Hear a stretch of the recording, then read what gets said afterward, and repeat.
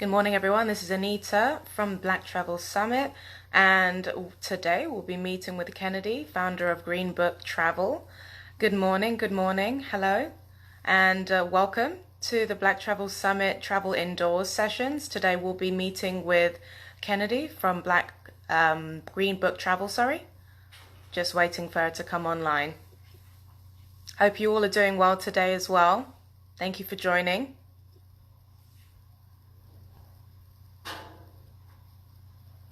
How are you guys doing today? Feel free to send a message in the chat and let us know.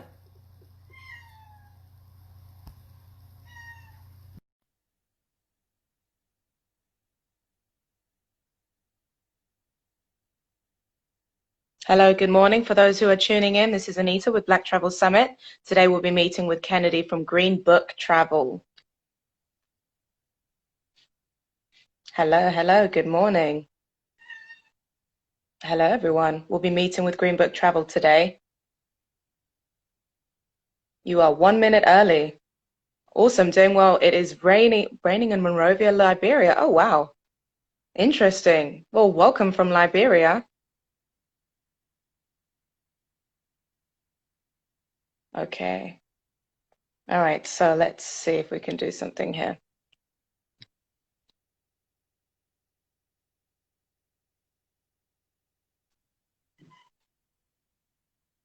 Okay, Kennedy will be joining us shortly. Let's see how this takes off. Here we go. Okay.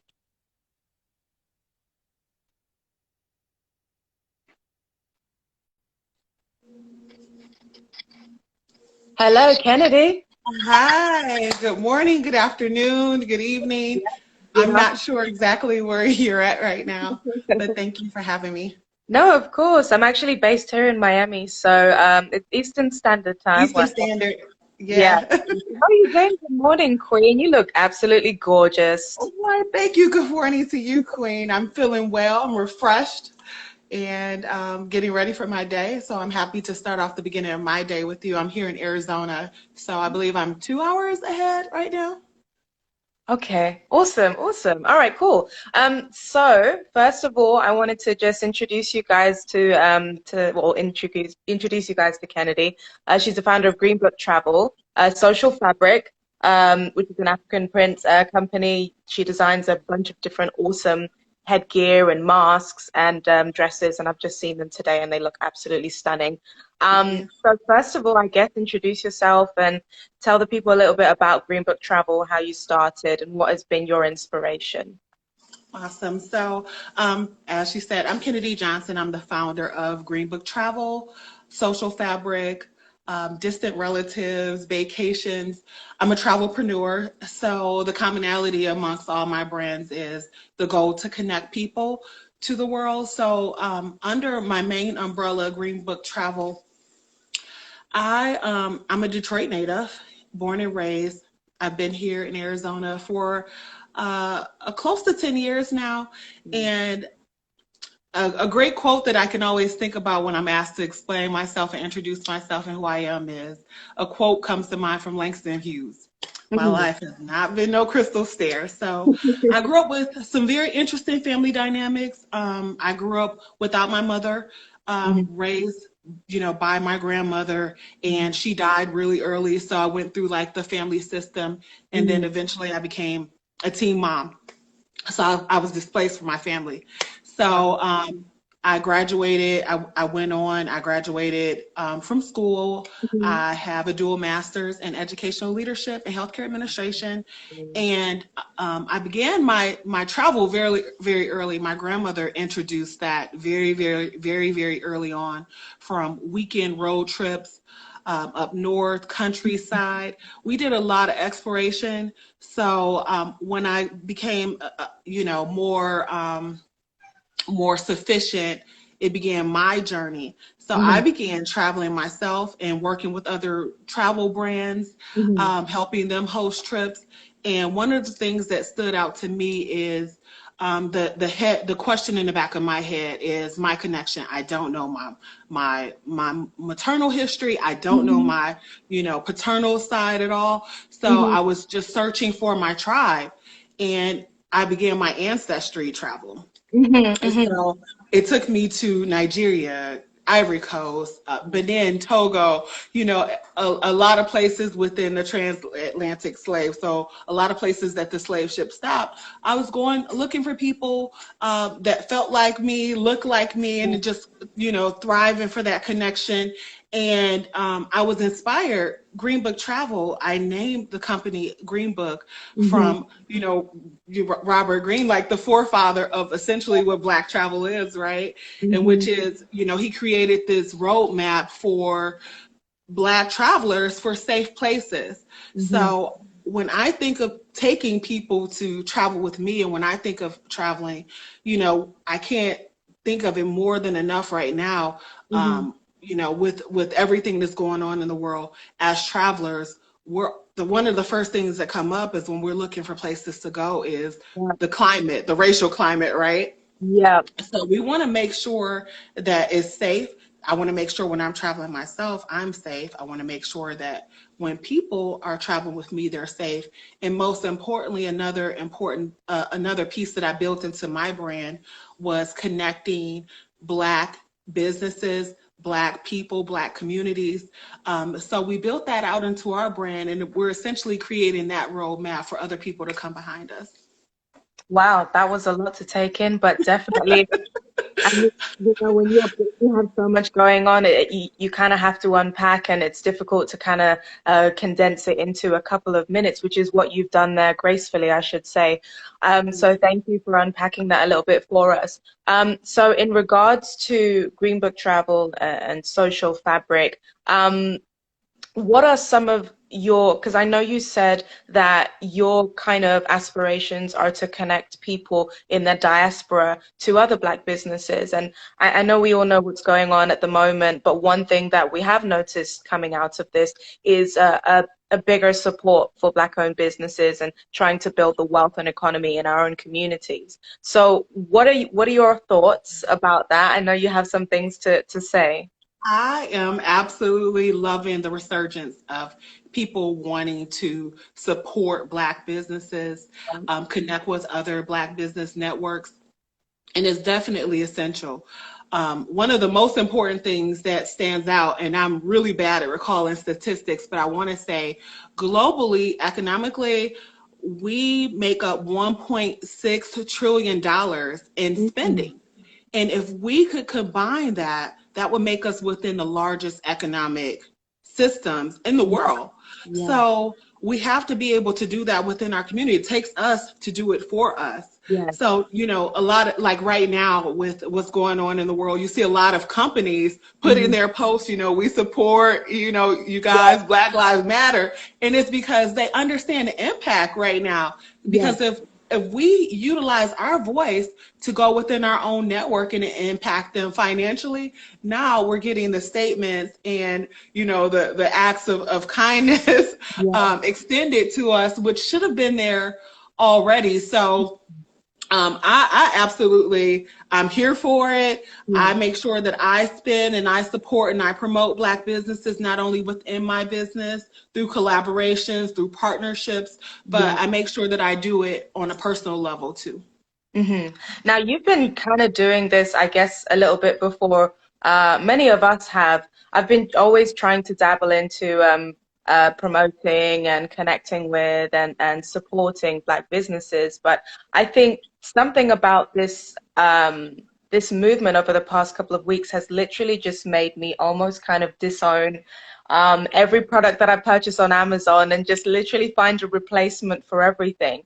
But you've pretty much been doing this with your brand since before this. What inspired you to kind of have this global community connecting others to, different businesses? Because I know when you travel with your groups, you also try to connect them to businesses there as well. Tell us a little bit about that.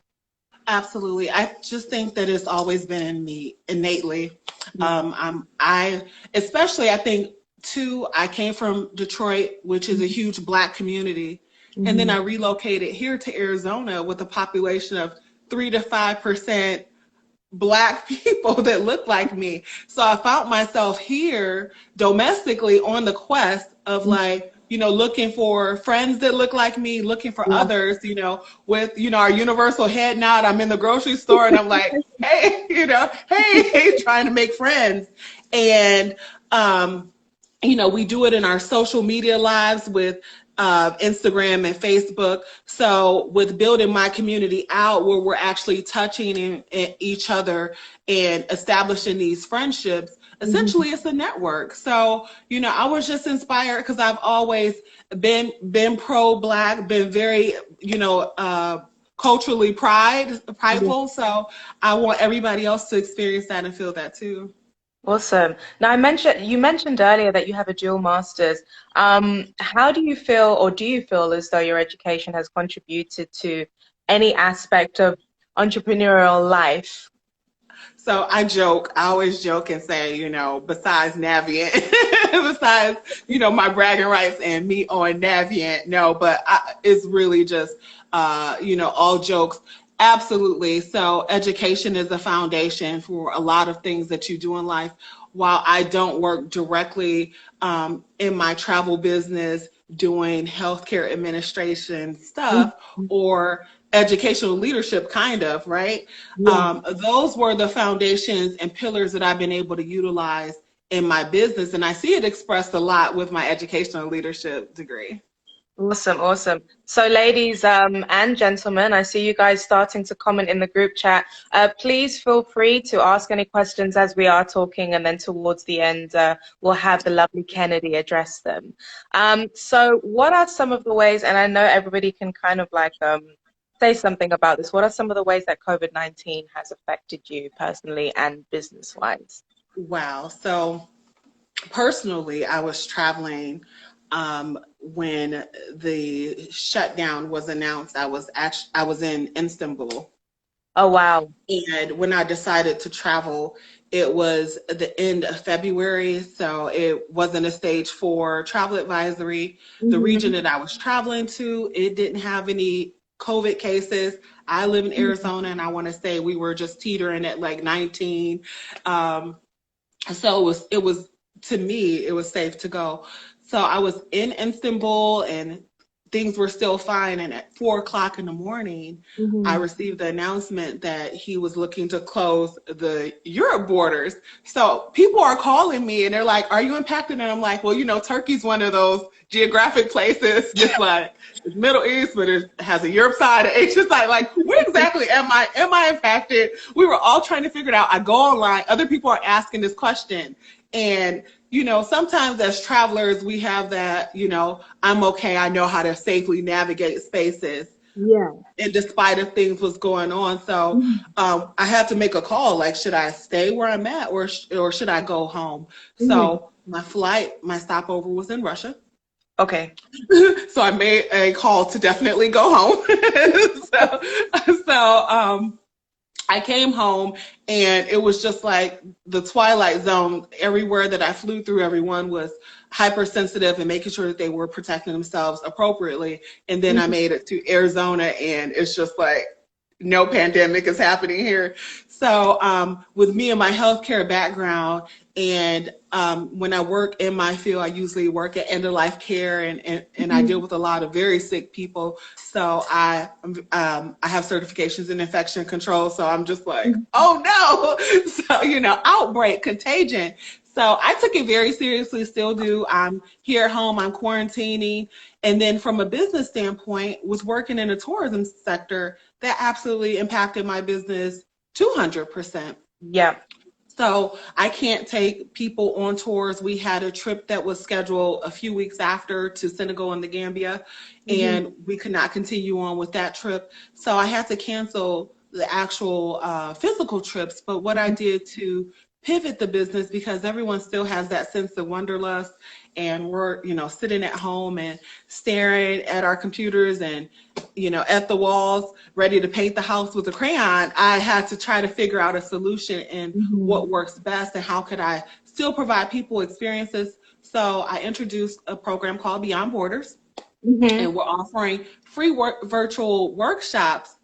And what we've did is with people that we traditionally partner with in the communities and through our travels, we're partnering with them and we're offering these workshops on several different topics tied Mm-hmm. directly to the African experience. So yesterday was our workshop for cultural continuities, and it laid the pillars for things that we see across, that the African diaspora here at home and back in Africa, how they tie into things that we wouldn't realize. And today, in a few hours, we have our crown workshop where we're Mm-hmm. honoring our hair and talking about the history of Black hair experience. And it's being hosted by our partner in South Africa, the crown workshop. So we're really excited. And, over the weekend, we're proud to host 200 guests online for our virtual events. Congratulations. Now, let me ask you one question, and this is a little bit selfish, but what time is that workshop today?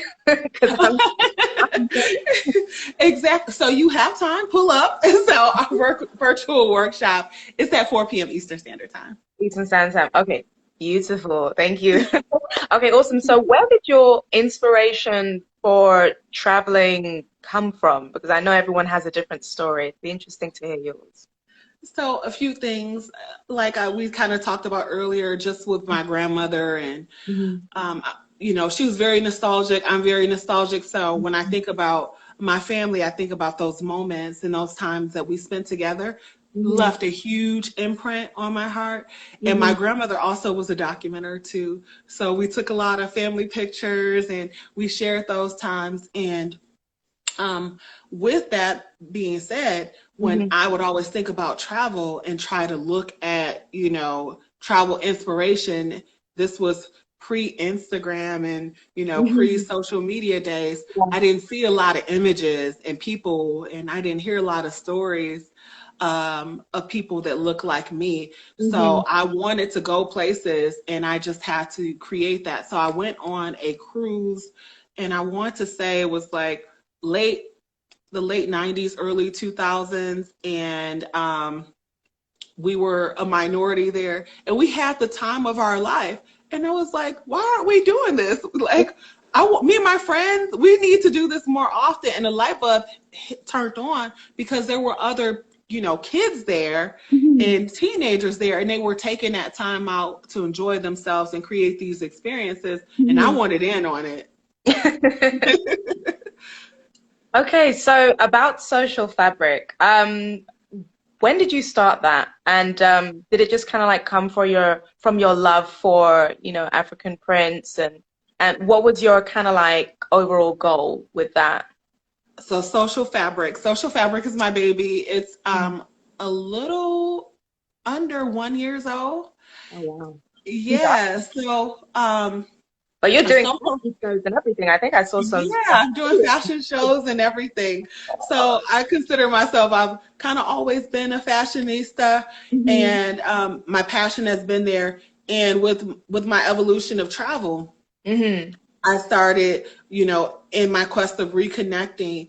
That connection goes through dance, it goes through fashion, it goes Mhm. through food. And I started expressing myself more with the fashion lane. Mhm. So, where the business end tied up, we were hosting a trip to Nigeria, not under Green Book. This was pre Green Book days. Mhm. And we wanted our clients to have a fashion experience. Mhm. And, the vendors there, they were super excited, and they were coming to the hotels. The clients, they were really excited because the concept of I get a chance to design my own look from scratch Oh. happened. Mhm. But what actually happened was about a 90% disaster. Because the vendors weren't vetted. They were eager because of the Mhm. American dollars, right? Yeah. Because that impacts their families, their living situation, so they wanted to do right. And then you had the clients who, they've never created anything. Some people aren't aware of their body types and what may complement you, or Yeah. the fabric, if it stretches, if how exactly traditional African fabric moves and feels and works. Mhm. So, and dealing with a time constraint too. So it was mad. It was absolutely mad. Like not mad good, but it wasn't a good experience. So one of the things that stood out to me is when I was getting my looks designed, Mm-hmm. the person that I work with, the local artisan, she was there, she was timely, and at one point while we were working on something, Mm-hmm. she would have her kids and her assistants with her, and she was a new mom and she was breastfeeding her baby in my room while she's trying to stitch, and I'm like, no, no, no. But that just showed me the drive that the artisans have to want to connect and want to be able to, make a living not only for their family and themselves, but they took pride in African Americans wanting to connect to the culture too. So that's where my baby was born. Wow. Okay, so that definitely sounds like a challenge. If you have, what are some other challenges that you may have faced, either with Green Book or Social Fabric? And then what are some kind of like moments that have inspired you to kind of continue pressing on? So I'll start with challenges first. Okay. So with Social Fabric, some of the challenges were finding talent that had the capabilities of being consistent. Hmm. Some of the things also we're dealing with people that don't have formal business structures in place. So essentially, Yeah. I'm helping them put together their business structures. They may have never shipped here. There Hmm. may be language barriers. What I may explain make be interpreted a lot different, right? So you're working with a few different variables that you have to iron out in the process. And sometimes people may not make it. And it's Hmm. usually due to skill set. So I've had a few disaster outfits. So I, I can laugh about it now. Yeah. Not funny at the time. So working out those things from business processes to education, overcoming barriers, finding a way to synergistically work well together. Hmm. Those were the major challenges. And from a standpoint of traveling with Green Book, it kind of goes the same way on the client's end. When I think about the trips to Africa, Mm. they really, really just stand out at the top of my head. Clients get a huge sense of anxiety when it's time to travel to the continent. So a lot of it starts with education, right? Mm-hmm. So in identifying where that anxiety comes from, maybe it's just like ancestral memories, the Hmm. feelings that we have are probably coming more up in them. And then two, when it's time to travel somewhere, everything else is going on, life is happening. So traveling to the continent Hmm. always require a higher level education. So that way I'm managing people's expectations because what they may consider for instance, our hotel star status here isn't parallel to the status there, Hmm. timeliness in service. Hmm. Um, so when I think about challenges, on the client end is education, and I think uh, we've did real good at introducing pre-navigation series and clients that book with us to go Hmm. on those tours, and we do it across all of our trips, not just to the continent. Hmm. Now and then, when I think about challenges on the business end, again, wire money to Africa can get you flagged, finding ways to send money, communication, Hmm. timeliness, standards as well. One of the things that stands out to me, a lot of the festivals, Year of Return was huge, and a lot of complaints, stood out for timeliness and order of service, things that as a company, I don't have any way of controlling, but from a service delivery standpoint on that end, it's just ways that on the continent that they need to have that improvement, and then on our end we need to have realistic expectations too of where we're going, right? So Okay, awesome. So, my goodness, there's so many questions I have, but then there's also so little time that we have as well. So first of all, how old is Green Book Travel? So Greenbook is 2 years old. Awesome. Greenbook is 2 years old. It's in its Awesome. infancy stages, but Awesome. we've been really good. You asked about some success stories. Hmm. Um, some of the success stories are really just on a deep level when I Hmm. get those messages from my clients saying how much of an impact it has made on them for being able to take those heritage journeys, Hmm. um, how it's poured out into their life, how they've been able to come back home, still connect to the families. Those Yeah. things are, things that I hold really, Yeah. really close to my heart. That's really. And then we were able to have the owner of African Ancestry, Hmm. be our keynote speaker for our guest Wow. for our trip in Congrats. Ghana. So I really like celebrate those moments. And so those are some of the things that I really, really hold close as I'm navigating this space. Hmm. Oh, wow. Okay. So somebody, let's see, who asked this? Son of Gatha, son of the Agatha. Sorry, apologies. It kind of coincides with my question. Let us know about some of your upcoming trips, and I know you don't want to spill, you may not want to spill too much about the itinerary, but some of the things that you hope to include, and then also is Nigeria on the list?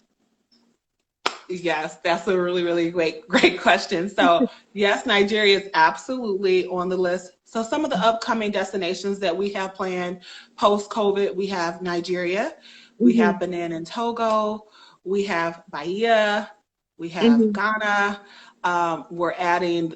We've partnered with Urban Yacht Week for the BVI Hmm. yacht experience.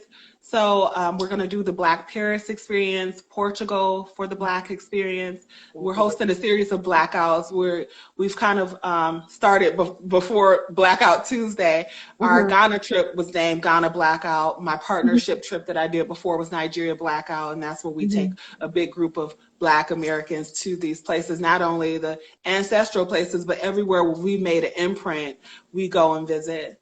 So people can look for our trips and they can book our virtual experiences and Hmm. our trips, which right now our dates are held, but you can subscribe on our website at www.greenbooktravel.com. Awesome. So you do service projects as well, right? Yes, yes, yes. I do service projects. So some of our service projects, I really believe in when we're going places, we're getting a lot, right? As travelers, we're getting connections, we're healing, Hmm. we're getting a lot out of our experiences. And I believe in making sure that we give more than we get. And so there's the power in numbers, right? So a lot of places that we're going to, they're disadvantaged. So I try to make sure that I assess where we're going and see where we can make the biggest impact at. Hmm. So two of our most recent service projects that were really, really successful is we did the Period Project, Hmm. and we did it for a local community in Ghana where the girls they celebrate their menses by a huge ceremony, and the village elders come out. Everyone comes out in the Hmm. community, and they're pouring libations and they're Hmm. doing ceremonial dances. But one of the things is the girls in Ghana, they don't have access to the actual hygiene products. So a lot of times that's impacting their school. The Hmm. women is impacting their work, health issues, fertility issues. They're using, papers, leaves, whatever makeshift things that they can find Hmm. to, take care of that time of the month. So we collect donations, and we were able to collect donations and enough supplies for 1 year Hmm. for the girls in that community. So and we also provided hygiene training. So that's the Period Project that's on our website. And most recently in December, we did the Let It Flow Water for Africa Ghana edition. Wow. So a lot, what people don't understand is there's a lot of, when they think of Ghana, they think of is, you know, super developed, but they don't understand that there's a huge population that don't have access to clean water at all. So we partnered with the local nonprofit organization, KMJ Foundation, and we were able to source what communities um, did not have water and how long they've been without water. And we know that water is essential to live. You know, I don't have to break down, you know, how water impacts us and how we develop, how we grow, how we thrive, how we essentially live. We need water. So we were able to supply water to a community that's never had water, 200 years. And we built a water borehole for the community, and they came out and they celebrated and they told stories on how they lost people. They took us to the area, and I don't want to say it's a river. It was almost like a ravine where some people didn't want to walk because your shoes may get stuck in the mud. And this is the water source where they've been scooping the water and drinking it for their lifetime, for their, you know, grandmothers, great grandmothers' lifetimes. So we were able to bring water to that community, and unveiling that water, you know, letting it flow. It was just, it gives me chills just talking about it. I honestly, it's making me kind of emotional just hearing you talk about it as well. And I'm so glad that you had that opportunity. Let me know any way that I can donate as well, because that's definitely something that that we're interested in doing here at Black Travel Summit, supporting in any way that we can. So guys, if you do have any questions, feel free to pop them in the chat now. I know I have seen a couple of questions and we'll definitely go back to those. But before we wrap up, I wanted to ask you, what is one principle that you stand by in life? One principle that I stand by in life. One of the things that comes to mind is life is not elsewhere. It is properly and fully here now. So that's just a bona fide way of saying kind of YOLO, right? So one of the things that comes to mind also is one of Seneca, who's a philosopher, talked about how people live their days planning for the future and then mourning for the present day, right? Yeah.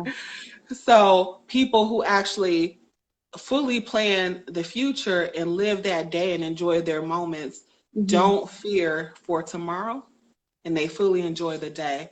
So I fully try to make sure that I honor that within myself. You know, not looking in the rear view too long because you may crash. Yeah. And when you're looking at the big, you know, windshield, making sure that you're looking over your shoulders to, you know, assess other situations as well, but making sure that you're fully there, you're fully present, you know, stopping to smell the roses. And I think me having that mindset, and people who enjoy that principle too, they're more happier, and you know, you get to really enjoy the day and enjoy life, and not beat yourself up so much about things too. That is beautiful.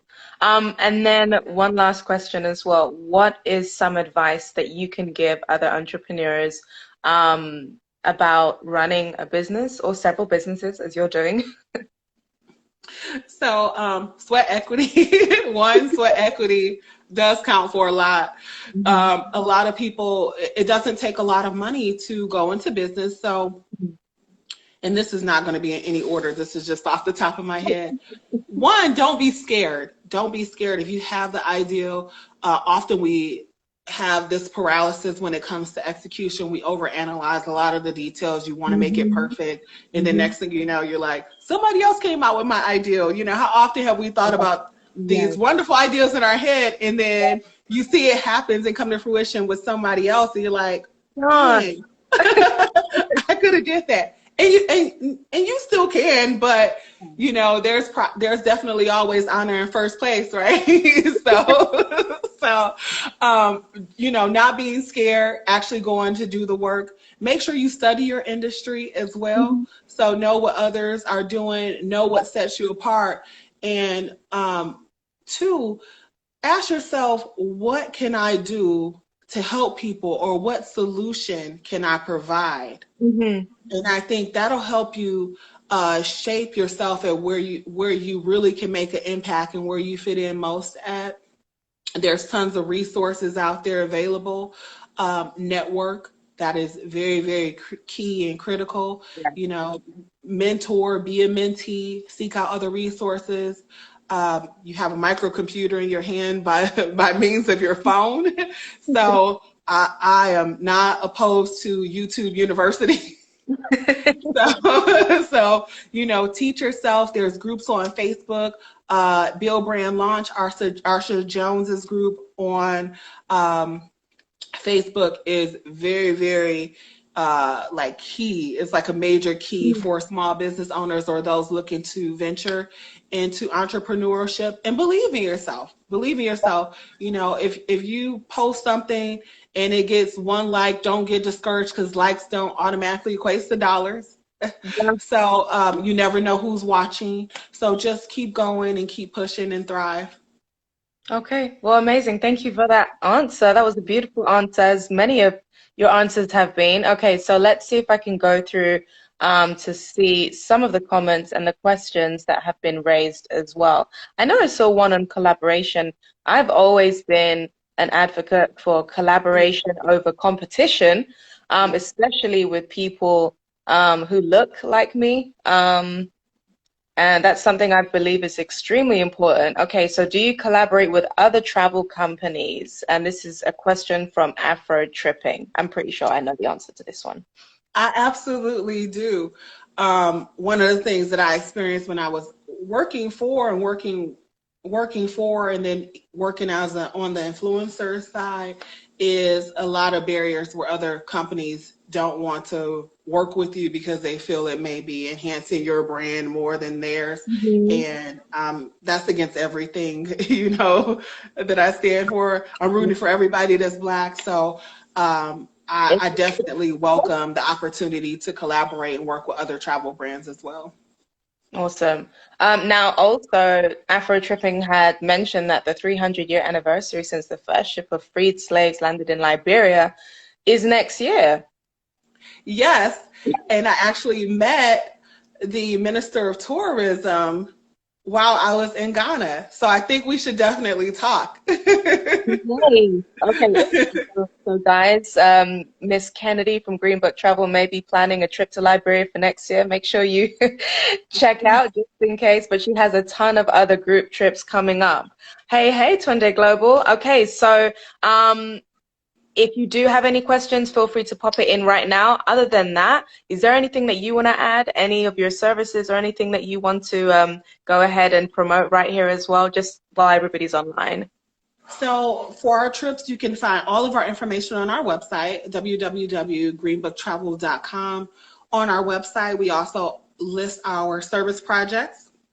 You can find the information for that. Social Fabrik is also listed on Greenbook Travel. Right now, we're doing our Quarantine Queen sets where we have the matching mask to our head wrap, and it also serves as a statement piece for, you know, Blacks. We have a huge health disparity against COVID cases as well, so we have to make sure we protect ourselves while staying cultural, you know, culturally representing. Also, our virtual experiences. If you guys have time today, pull up to our Roots workshop, our Crown workshop today. It's going to be full of vibes. Subscribe to our site. We always send VIP and our announcements on there. And most importantly, make sure that you follow us on Instagram as well. And we're greenbooktravelco.com. I mean, at Instagram. Okay, awesome. Well, thank you so much, Kennedy, for joining us here today. Again, this is Anita with Black Travel Summit, and I was joining the beautiful Kennedy from Greenbook Travel. Make sure to follow her again, and if you're not following Black Travel Summit, make sure to follow us too. You'll be able to access this recording if you haven't been in. Okay, so we do have one more question. Let's quickly answer this one. If you have a moment, Kennedy. Okay, so when speaking of collaboration, what kind of value can other travel brands bring to you? That's a really good question. That is a really good question. And it may be hard for me to answer that off the top of my head, but typically some of the things that I look for at bringing value is One, I want to make sure that it's on brand with the services that we offer. Mm-hmm. That's most important. So, and also, I take pride in our itineraries. I try to offer very, very cultural, immersive things. I don't. I want to make sure that we're able to meet with local people, local businesses. So aligning on that part.